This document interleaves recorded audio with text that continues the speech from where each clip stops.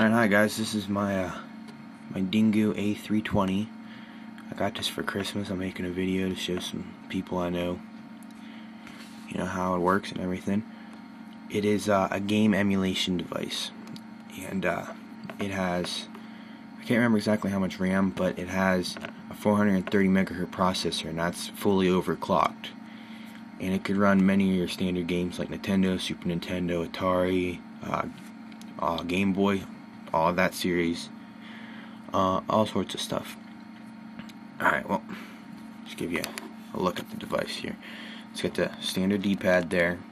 It's got the B, A, Y, and X buttons. It's got a left and a right trigger. It's got the select button, the start button, a decent sized screen, which gives a pretty good picture. You got a reset button, a built-in mic, 2 built-in speakers. This USB right here is how you connect to the internal memory, and the external if you have it in, and also how you charge it. This is a mini SD slot, and I'll show you the card I have in a minute. This is AV out, which it looks like this, like a standard headphone jack, except it has 3 contacts instead of the standard 2, and it just leads into a standard RCA output. Your video, then your left and right audio. On the back, it's got the Dingoo logo. Then it says Dingoo Digital. I'm assuming that says Dingoo Digital in Chinese. I'm not entirely sure. Then the A320, then made in China.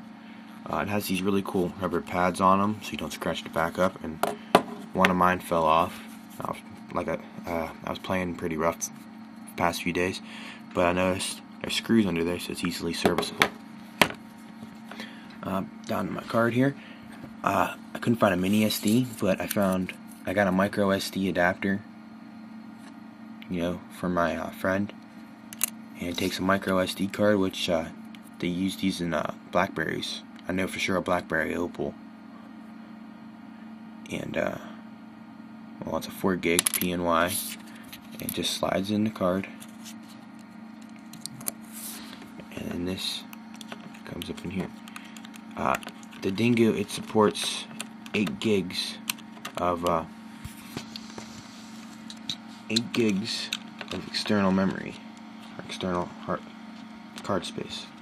And you just get it in there until it clicks. Sorry about the shaky video. I'm doing this with my, I'm holding the camera with my right hand and doing the video with the left, and I just had to switch. Well, anyway, we're going to boot into, let me show you this. It has the power slider, which hold, and a headphone, stereo headphone jack. I'm going to turn it on, and we're going to boot into native Dingoo firmware.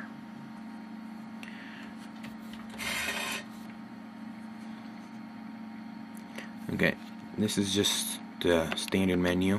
Got the game center with the building games, then the emulators, then you got the music player, video player, radio, which I'm surprised works pretty good.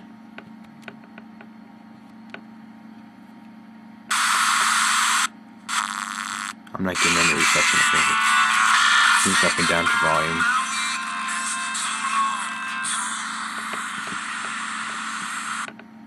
And there's all sorts of settings you can change it for different countries and to stay on in the menu and stuff. And then you got the recorder. Then you got a picture slideshow, and it reads ebooks, which I haven't actually tested this out, but it came with text files. I'm not sure if it's going to work. Connected TV, internal browser, and a system setup. And I'm just going to show you one of the games real quick. I'm going to show you, see, look, here's all the emulators and different folders I set up. It does Sega too, and Neo Geo. I'm not entirely sure what that is. Got some games on here. I'm going to come up here, and I'm going to load into Super Mario World for the Super Nintendo. It does pretty good emulation of it. It does a lot of games. I haven't had a lot of time to play with all the different games yet. But there's that, and if you hit select and start in any of the native Dingoo firmware or emulators, it takes you to this menu, which, continue, save state, load state, and then you got 10 different slots.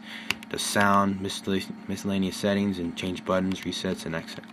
I'm just going to load a state that I had earlier. And here I am in Super Mario World. Yeah. Now I'll die real quick.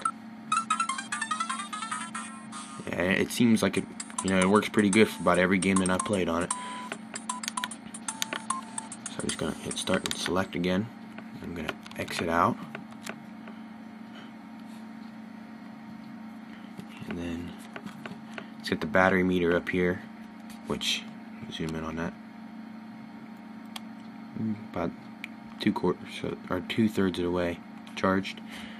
Alright, so now I'm going to shut down and I'm going to show you my Dingux operating system. Now, Dingux is an open source Linux operating system that you have to install on a mini SD. Alright, it can't install on an internal for a few reasons. One, the developers don't want you to, because it can a few rewrites on the internal memory, like major firmware rewrites, you can only support 1,000. And you don't want to do that because then it goes bad and everything. Another one is Dingux likes to crash because it's an open source operating system. It's in its infancy still. And the main developer for it, he's been out for a while, but they're still trying to support it, and they do a pretty good job at it. It's pretty cool. It's got all sorts of add-ons. Anyway, I'm gonna turn it on, and then I'm gonna hold select, and then it takes me into this. It boots in. Now, normally it would use a menu called D menu as the default, but I have it set up to work with G menu 2X, which is ported from a different game console. And I didn't have any time to make any of the shortcuts look good, but here's the applications. Then you hit the right trigger, the left trigger to scroll through. Here's some of the emulators. Here's some of the games that come with Dingux. Then here's some of the ports, like this one here is Duke Nukem, Doom, Hederick, and all sorts of stuff. Then it's got the settings. I'm using an RTC kernel, so I have shut down the reboot scripts because the power slider isn't supported in Dingux. Alright, I'm going to come down here. I'm going to show you. Oh, wrong button. And I don't have any ROMs in this folder. Oh, that's because it's the wrong one. Okay, here we go. Panic and Mushroom Kingdom.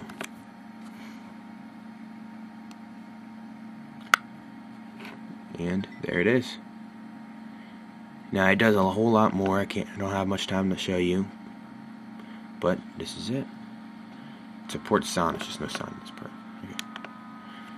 Well, have a nice day, and I might have more videos coming up. So goodbye.